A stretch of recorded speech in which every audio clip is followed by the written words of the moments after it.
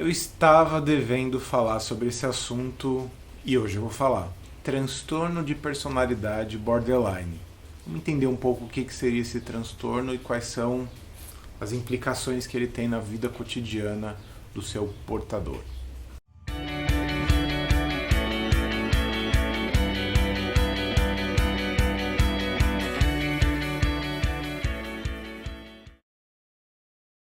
Bem, para começo de conversa, eu queria que vocês tivessem 3 cuidados ao assistir esse vídeo. Diagnósticos são feitos por médicos. Diagnósticos psiquiátricos são feitos por médicos psiquiatras. Então, esse vídeo ele tem como objetivo ajudar você a entender o transtorno, seja você tendo a suspeita de que tem esse transtorno, seja você conhecendo alguém que possa ter esse transtorno, ele para te dar uma noção a respeito do transtorno. Jamais faça um diagnóstico baseado num vídeo, nem no meu, nem de ninguém, de um texto, nem o meu, nem de ninguém. Os textos, os vídeos, eles são informativos para você conseguir ter pistas, vamos dizer assim, mas eles não são diagnósticos. Diagnóstico quem faz é um médico e você vai trazer esse entendimento que você obteve do vídeo, essa suspeita, para um médico para poder fazer esse tipo de diagnóstico. Cuidado número 1. Cuidado número 2. Não se limite por um diagnóstico. Ainda que você tenha sido diagnosticado, cada pessoa é única, cada maneira do diagnóstico se comportar na sua vida é ou seja, o transtorno borderline de cada pessoa que tem um transtorno borderline tem as suas peculiaridades, as suas características. Você não está preso numa caixinha, apesar de parecer que está. Você só tem algumas características que são comuns a outras pessoas e isso foi estabelecido como um transtorno psiquiátrico. Mas isso não define quem você é, porque você está muito além do que é um transtorno de personalidade. E o terceiro cuidado é assim: existe um espectro de variação muito grande de manifestação, em especial do transtorno de personalidade borderline. Então, algumas pessoas podem ter características todas 100%, outras podem ter algumas características. Podem existir quadros subclínicos, às vezes não preenchem todos os requisitos, mas a pessoa pode ter algumas características parecidas. Às vezes a pessoa pode achar que tem aquele transtorno, porque também existem sintomas muito difusos no transtorno de personalidade borderline e às vezes existem comorbidades. Isso quer dizer que uma pessoa pode ter uma depressão e um transtorno de personalidade borderline. Então, às vezes a pessoa não tem entendimento da complexidade, da inteireza do transtorno, porque aquilo pode vir, vamos dizer assim, confundido com outros transtornos que a pessoa tenha. Então, se você tomar esses 3 cuidados, a gente segue no vídeo agora. Eu poderia dizer que existem 3 características que, no meu entendimento, são bem marcantes, vamos dizer assim, no transtorno. Eu vou ler os critérios, vamos dizer assim, diagnósticos que são utilizados, explicar o que isso quer dizer para você. Mas, assim, 3 coisas. Uma é uma instabilidade emocional bem acentuada, né? Uma dificuldade de se manter numa certa linha de entendimento emocional ao longo de um dia. Então, por exemplo, quando fala assim, fulano é muito bipolar, normalmente isso não tem a ver com um transtorno bipolar. Às vezes essa característica 8 ou 80 pode ser um indício, tudo falando indício, eu vou falar essa palavra, indício, pista o tempo todo. Não faça diagnósticos, isso é muito sensível e delicado para você fazer. Então, tem uma intensidade emocional, uma instabilidade emocional, um comportamento que tende a ser mais agressivo, raivoso de um modo geral, seja com os outros ou seja consigo mesmo, né? E uma terceira característica são relações pessoais muito instáveis, seja de amizade, de relacionamento, seja de trabalho. Mas agora eu queria trazer os critérios, vamos dizer assim, diagnósticos propriamente ditos, que estão no DSM. No caso, o DSM-5, que é a edição atual que eu estou tratando, né? Então, normalmente, são 9 características aqui que eu vou ler, então fica atento nas características. E depois eu explico um pouco melhor como é que é isso no dia a dia, na dinâmica da personalidade da pessoa. Esforços desesperados para evitar abandono real ou imaginado. Então a pessoa ela tem um desespero para a ideia de rejeição, mas não é um medo de rejeição, um desespero, uma desinstabilidade por conta disso, seja real ou seja algo que ela imaginou.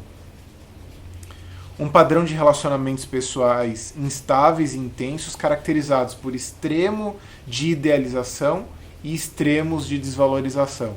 Então a pessoa é capaz de amar muito e odiar muito uma pessoa ao longo de um dia.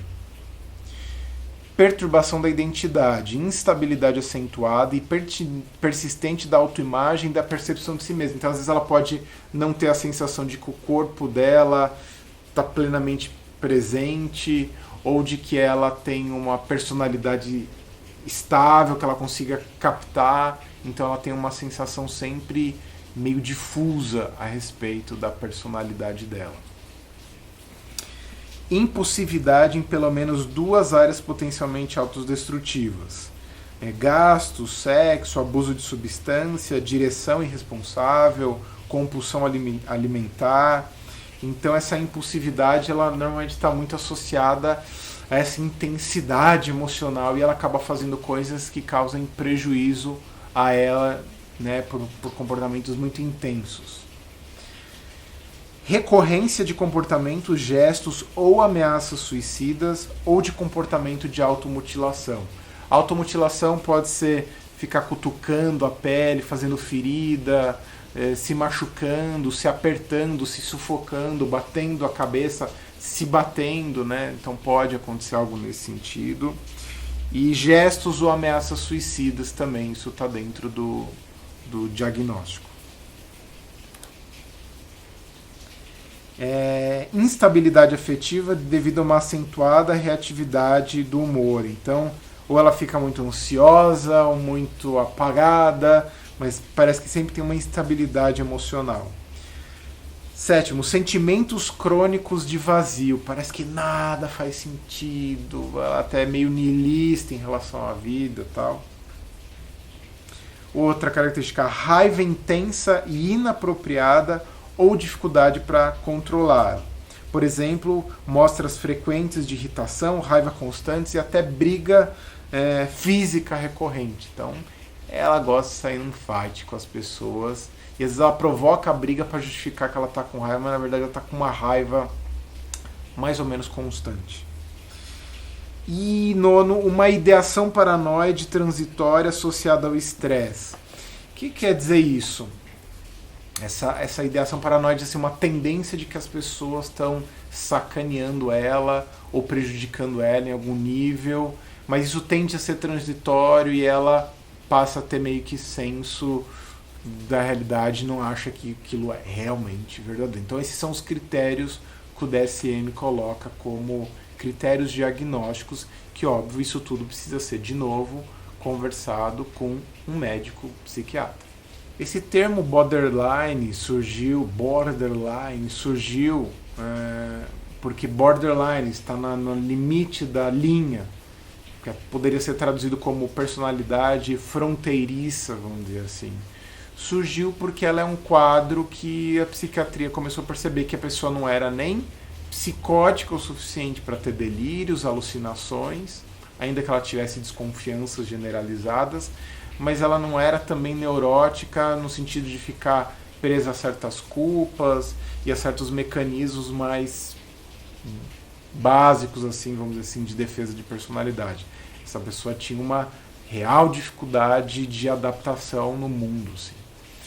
Então daí surgiu o termo borderline. Então são condições fronteiriças. Existem pessoas que têm um comprometimento muito maior e tem pessoas que têm um comprometimento menor e elas são mais adaptadas. De modo geral, essas pessoas, como são muito intensas, elas podem ser vistas como pessoas muito legais em algum certo momento, mas porque elas também veem alguém como incrível, maravilhoso, mas elas também podem cair para algo muito insuportável de comportamento, muito difícil de se conviver. Porque como ela tem uma raiva crônica e aquele sentimento de vazio, pode ser que ela fique provocando as outras pessoas o tempo todo para que ela precisa sentir a vida acontecendo. É como se ela não sentisse a vida acontecendo de verdade, porque ela acha tudo um pouco insuportável, tedioso, e ela tem até uma dificuldade de sentir prazer ou uma certa satisfação na vida que seja mais concreta, mais genuína. Então, às vezes ela gosta de uma aventura emocional e isso às vezes pode ser um pouco problemático.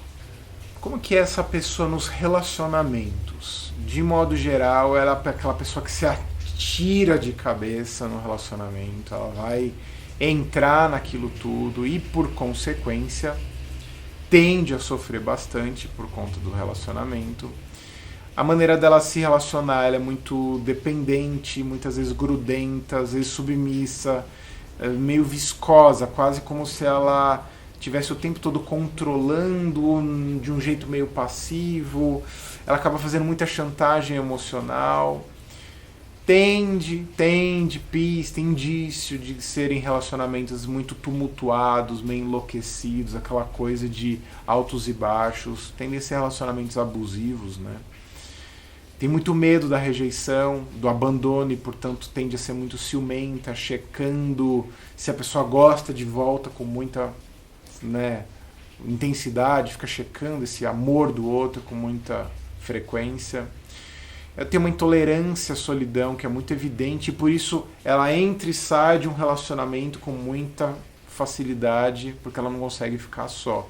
Às vezes acaba sendo esse o motivo que ela atrai, porque ela está vendo um relacionamento que já está naufragando, ela já começa a se apaixonar intensamente por outra pessoa.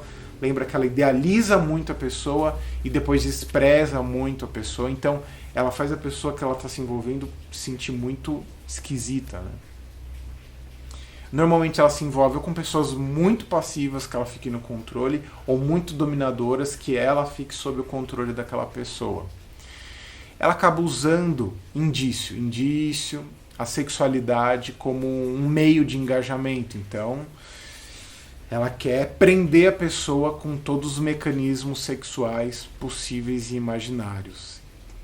É uma pessoa meio melodramática, né? Faz jogo emocional, ela cria uma tensão emocional, ela às vezes pode se machucar para provocar dó, piedade, culpa na outra pessoa.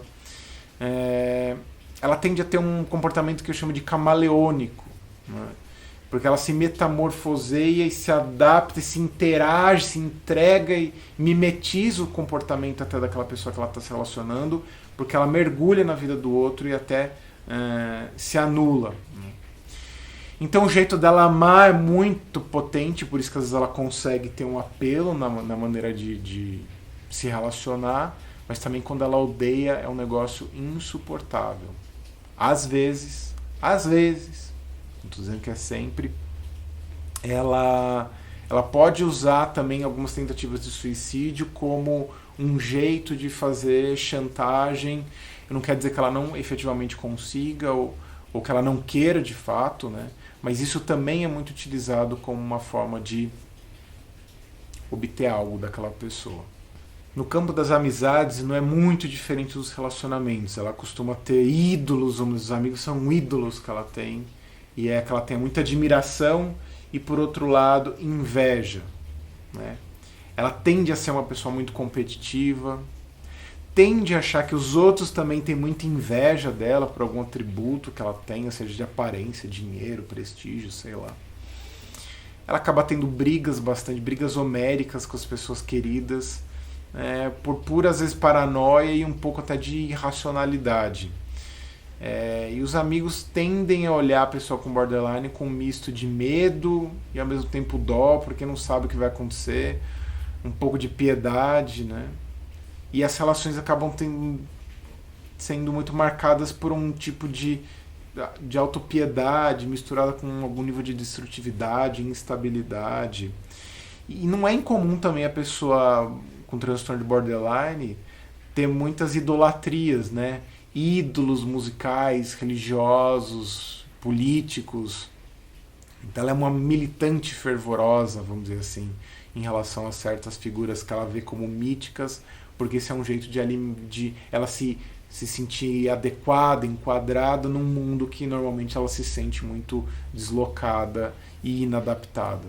Na vida profissional, ela acaba tendo muita dificuldade com os pares dela, porque ela tende a ser um pouco competitiva, ter um pouco de inveja, às vezes ela pode ser capaz de fazer intriga, ficar fazendo picuinha com as pessoas. Ela vai ter, às vezes, dificuldade de lidar com a autoridade, porque ela pode achar que se aquela autoridade não está validando ela muito fortemente, que está contra ela, então tem um pouco dessa, ou ama ou deixa, vamos dizer assim. Então às vezes ela pode ser meio negligente, às vezes meio passiva em relação a essas figuras, então pode também ter uma relação problemática. E essa instabilidade emocional acaba gerando problemas de produtividade, né? Porque às vezes ela produz muito, às vezes ela não produz muito também, e às vezes ela pode, por conta disso, não parar emprego por conta de comportamentos problemáticos, às vezes até abusivos. Isso acontece. Algumas informações importantes sobre o histórico familiar. Normalmente vem de famílias disfuncionais. Já fiz um vídeo sobre isso, só procurar aqui no canal, famílias problemáticas. Então, que existe algum nível de negligência ou algum tipo de figura muito dominadora, autoritária, muito radicalmente, né? Não é raro essa pessoa ter sofrido algum tipo de abuso na infância, abuso físico ou sexual. Existe um 2% de incidência, vamos dizer assim, na população mundial, e 75% dos casos costuma ser diagnosticado em mulheres, né? Então tem uma prevalência de gênero, que é interessante em algum momento ser pesquisado, o que tem a ver, né? O diagnóstico costuma ser muito demorado, porque nem sempre a pessoa vai procurar ajuda, pode gerar muito tipo de confusão, porque nem sempre o que ela descreve essas características. Normalmente alguém que convive deveria, vamos dizer assim, procurar uma ajuda médica para poder se informar, entender como ajudar uma pessoa com transtorno borderline. Normalmente a pessoa não quer ir porque ela acha que psiquiatra é coisa de louco, então ela não quer, enfim. Ela não tem problema, quem tem problema é quem está convivendo com ela. E é verdade, né? Porque quem tem problema é quem está lidando com esse comportamento, que às vezes pode ser meio abusivo. Esse comportamento mais difícil e violento tende a aparecer com mais força na vida adulta e às vezes costuma se estabilizar por volta dos 40, 45 anos. Então é algo curioso também de entender. E acontece com 5 vezes mais frequência em pessoas com parentes biológicos que têm o transtorno. Então, talvez exista uma questão genética aí significativa. No caso da terapia, né, com psicólogo, uma psicóloga, costuma ser uma relação muito difícil, de modo geral. Porque ela é resistente inicialmente ao tratamento. Então ela pode oscilar entre uma presença super dedicada, então ela vai em todas as sessões com um descaso e tédio em relação à terapia. Ela vai ter a tendência a fazer com o terapeuta essa coisa da idealização profunda, ele vai me salvar, com uma coisa de desprezo, de descarte, de não quero saber, né? Normalmente ela vai procurar terapia por uma questão que não tem a ver com o transtorno, então ela não fala assim, olha, eu estou em dúvida sobre a minha personalidade. Não, ela vai trazer algum tipo de angústia, ou um sentimento de vazio, ou problemas amorosos, porque nenhum relacionamento dela dá certo. É por às vezes uma causa indireta e você nota que a pessoa tem uma coisa que não tem necessariamente a ver com aquilo que ela se queixa, né? Então, como eu falei, de modo geral, ela adora a terapia, e às vezes ela pode até ter muita dependência do terapeuta, perguntando cada coisa que ela tem que fazer. E se alguma coisa não dá certo, ela também vai dizer que a culpa é do terapeuta, porque, né, esse extremo de idealização e desvalorização. Em algum momento ela sempre vai dizer que o terapeuta é insuficiente, porque ela quer uma atenção exclusiva, ela tem ciúme dos outros clientes, dos outros pacientes que o terapeuta tenha. Então é um tipo de atendimento que exige muita concentração do terapeuta, do psicólogo, para ele não entrar nessa dança do enlouquecimento. Costuma ser muito desgastante e por conta disso muitos terapeutas desistem às vezes de atender esse tipo de caso. Não é incomum. Normalmente é necessário um acompanhamento psiquiátrico para cuidar de algumas comorbidades, alguns outros sintomas associados. Não existe uma medicação para o transtorno de personalidade borderline, tem uma medicação para isso, mas é bom que ela esteja cuidada quimicamente também para regular o humor dela, a serotonina costuma estar mais bagunçadinha assim, nesse sentido. Então isso costuma acontecer na terapia, quando não a pessoa desaparece e reaparece depois de um tempo. Então também é bem delicado porque ela às vezes não adere ao tratamento como deveria para poder ter um tipo de benefício. E a verdade é que com a terapia ela tem muito benefício, né? No sentido de que ela começa a entender como ela opera, como ela funciona, como ela pode lidar com os impulsos dela, com a violência, com a agressividade, com essa falta de sentido que ela vê em tudo. Ou seja, a terapia, se ela leva a sério, se ela estabelece uma boa relação com o terapeuta, se ela consegue entender que ela não deve criar essa dependência maluca, que isso é parte um pouco da sintomatologia dela, a terapia pode trazer muitos benefícios para a vida pessoal dela. E é importante também entender algumas comorbidades, ou seja, alguns tipos de problemas, transtornos emocionais que vêm associados e que podem ser, às vezes, o motivo pelo qual a pessoa vem procurar ajuda. Às vezes a pessoa tem um tipo de hipocondria, acha que está com problema de saúde, uma coisa, ou medo de saúde mental, medo de enlouquecer, isso às vezes costuma estar presente. Às vezes a pessoa tem ausências, amnésias, fugas mentais, que podem às vezes ser sintomas de desrealização próprios do transtorno borderline.